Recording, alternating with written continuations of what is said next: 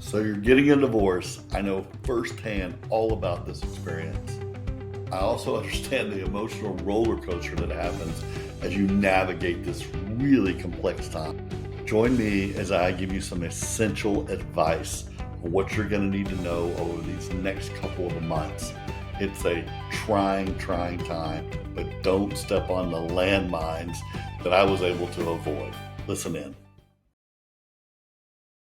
Your decision to get a divorce will often attract feedback, assumptions, considerations, and suggestions. Be ready.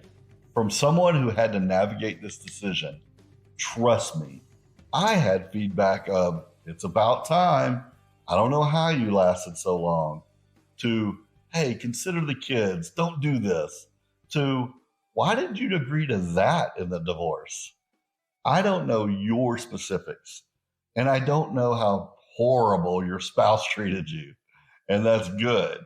I'm going to offer some general advice that should apply to most all of you.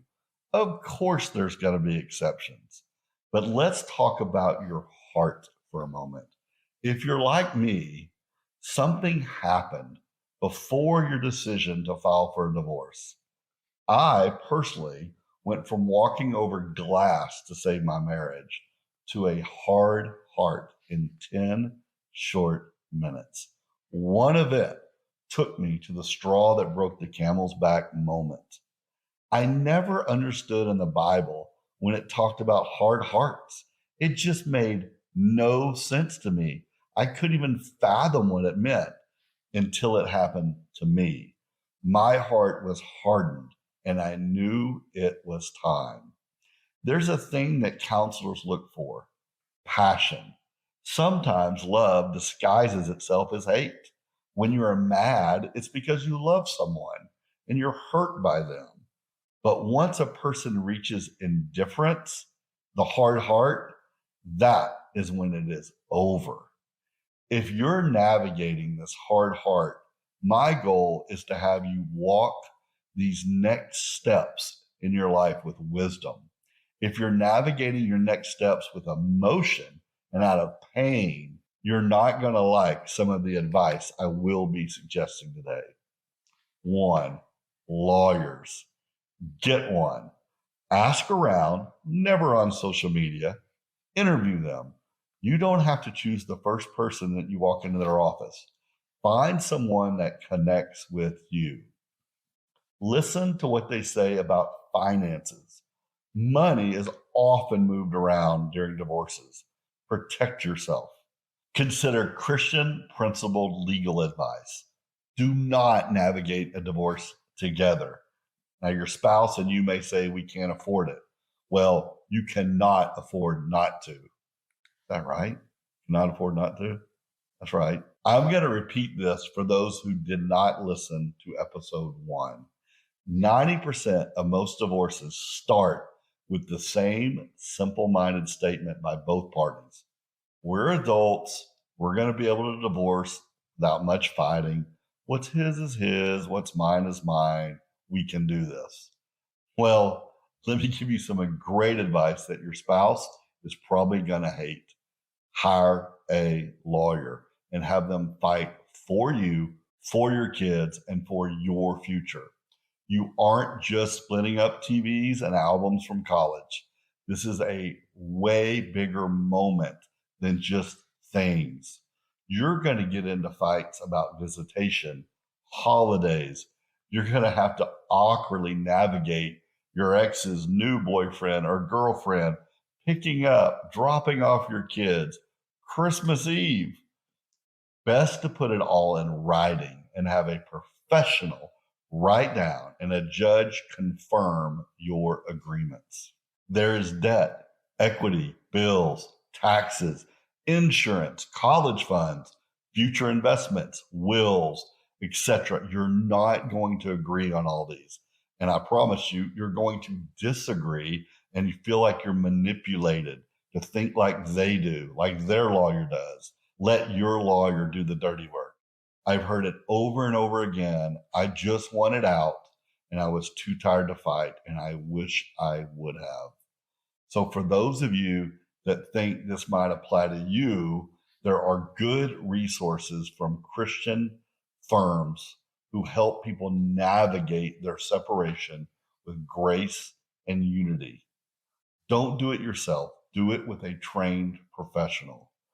Wrestling with the details of unyoking is already not easy, and it will change, sometimes weekly, sometimes daily. Be ready for the ups and downs, frustrations, and changed promises.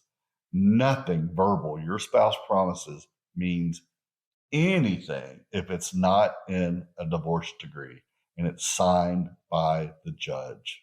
Now, announcing your plans to divorce.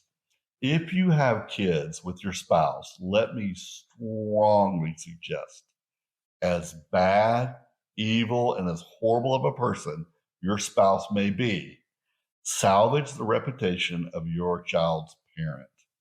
Choose your words carefully to the kids. Keep on a biblical lens.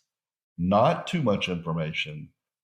Don't belittle that their world is turning upside down, and don't act like it's all going to be okay. Be encouraging and be a realist.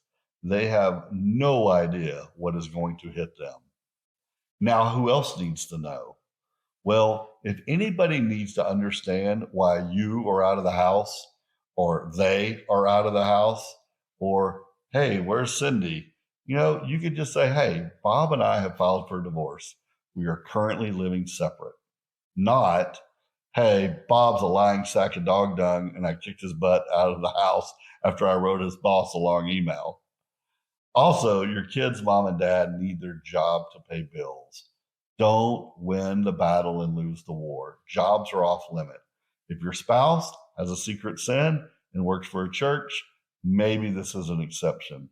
But your divorce announcement shouldn't be the first time for church leaders to know of your marital issues. Your inner circle can know, not your Facebook friends, not the local Christian radio morning show. Be sure to take feedback of your announcement with a grain of salt. Everyone has opinions and axes to grind. People have different levels of justice. Don't fight their fight. Some of your friends will want your ex to walk the plank, to have public shame, to bleed them dry, ruin their names. On a side note, God performs miracles. I've heard of plenty of people who came to their senses while navigating the complexities of a divorce. It scares the Jesus back into some people. Leave room for those miracles and don't sabotage your relationship, your kids' relationship, or your church relationships with your anger. When people are faced with the realities of losing everything, they often take a harder look at solutions. Don't burn a bridge any worse than it already is. I know that all small groups have a life of their own, and your church most likely encourages you to do life together. But I would like to send up a giant caution about talking about marriage issues in circles with your Sunday school and your small groups. There are two sides to every story. People will pick sides. People will feel it's their job to intervene. If your small group has real friends in it, talk to them outside the meeting. Just because you're in a small group does not give the right or the need to jump into the middle of something so complex. Now, some people may disagree with me, but I think it's because they want their small groups to be authentic. Know your tight inner circles. Give them only the details that they need to know, and to them only. If you like this content, then subscribe for even more resources, fun, laughter, and sound advice for Christians adventuring in unyoked living.